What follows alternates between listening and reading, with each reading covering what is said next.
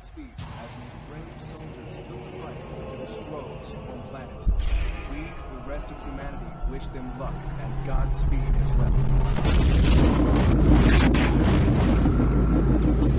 Once I've completed the Macron model, we'll be doing a follow-up video.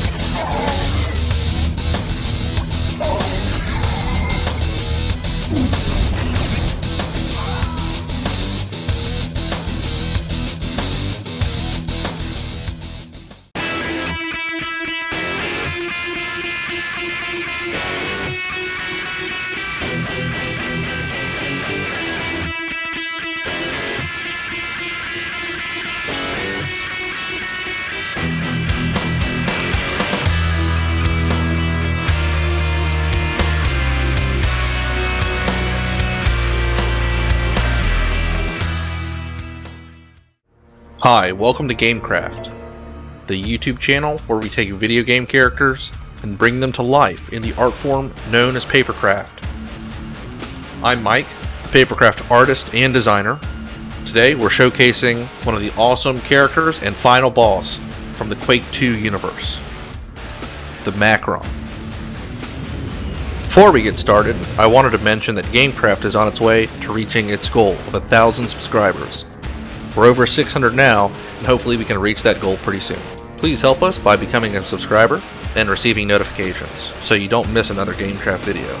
We also have a goal on this video to reach 50 likes. Thank you very much. The Macron. Being the final boss of Quake 2 is one of the most ultimate challenges that you'll face in the game. Using some of the hardest hitting weapons in the game, the Macron is equipped with a railgun for a head, a BFG, and a hyper cannon.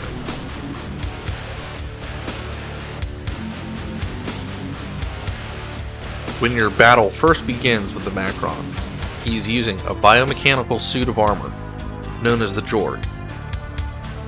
In a previous Gameqraft video, we covered the Jorg model that we've completed, if you'd like to check out that video too. The Jorg model is rather large compared to some of the other models that I've created, standing at over a foot, including its fins. I've made some improvements on the Jorg since the last video, including rotating machine gun hands to emulate how the game's animation looks.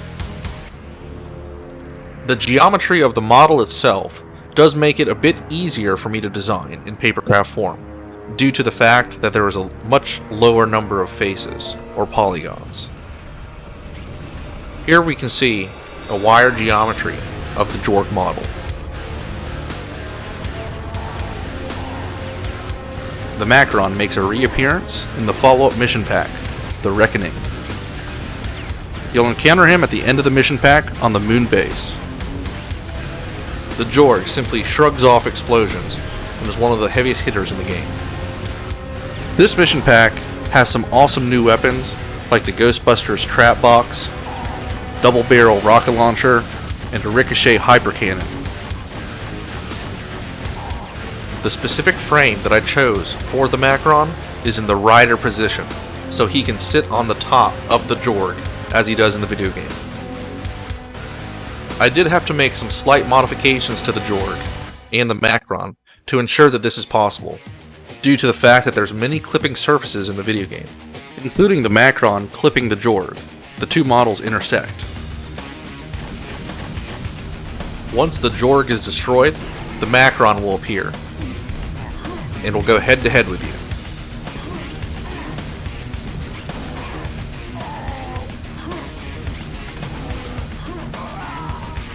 I also did my best to make sure that these textures match the in-game rendering of the characters, so a lot of effort has gone into remastering these textures so they appear the way that they're rendered inside the game. Quake 2 models are actually composed of several smaller objects that clip one another. This poses a challenge to the construction process in Papercraft, since I have to manually cut the surfaces and glue the objects together as they intersect each other.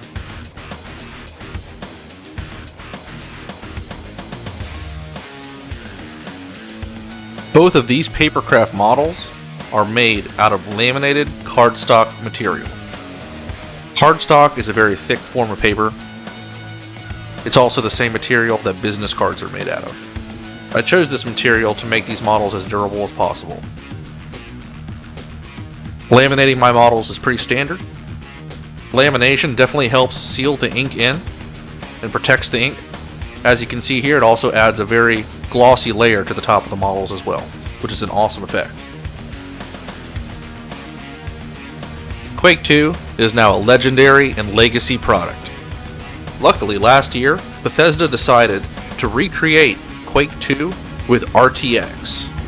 Now we have Quake 2 with the RTX treatment. What better way to fight the Macron than with RTX on?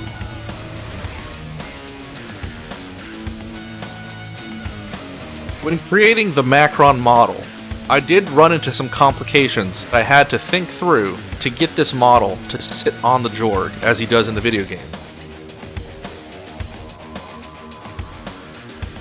So as I mentioned, the two entities clip each other or intersect one another, so fitting them together was difficult.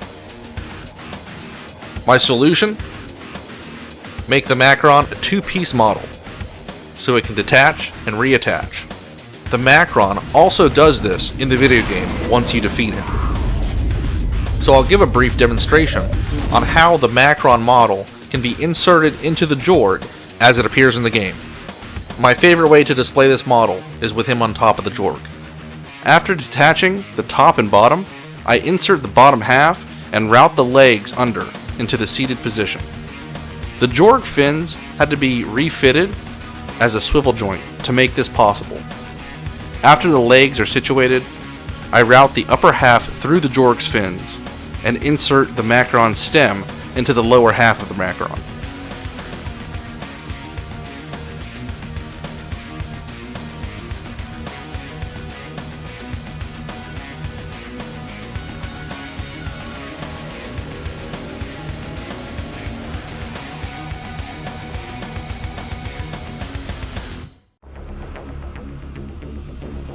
Removing the Macron is just as simple.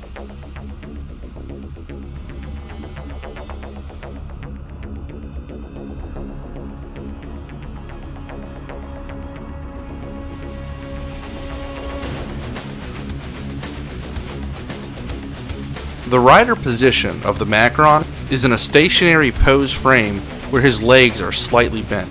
I had to find a way around this since I wanted him to be able to stand as well.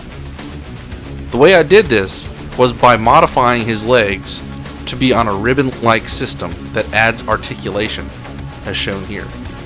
This way, the Macron can bend his legs forward and back.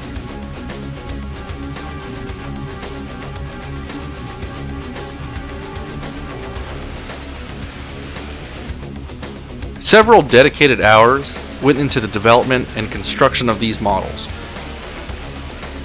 All Gameqraft models, in fact. So it wouldn't be a stretch to say that these models took a shit ton of effort.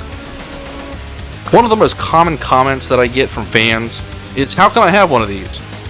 Well, the truth is, unless you take the same effort in design and art creativity that I did, you won't come close. After manually porting the model into a Papercraft system, I have to edit the textures and design a template that can be printed.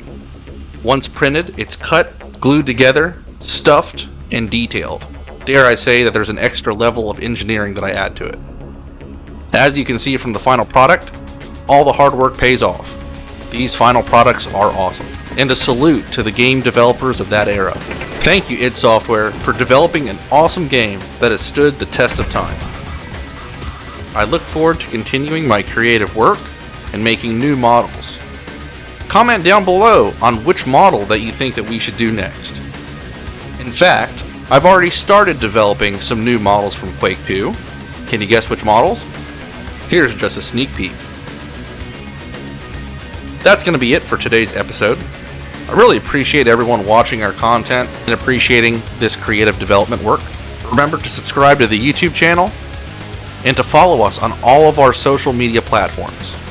We're on Facebook, Instagram, Twitter. We also have a Facebook group which we're very active in if you'd like to check that out. If you'd like to support Gamecraft's creative work, please check out our Patreon page, where you can become a patron for as little as $1 a month, or you can make a one-time donation or custom pledge. We're also on DeviantArt, and if you'd like to make a business inquiry, please reach out to us at our email, gamecraft@gmail.com. Thanks again to all of our supporters and patrons. Bring games to life.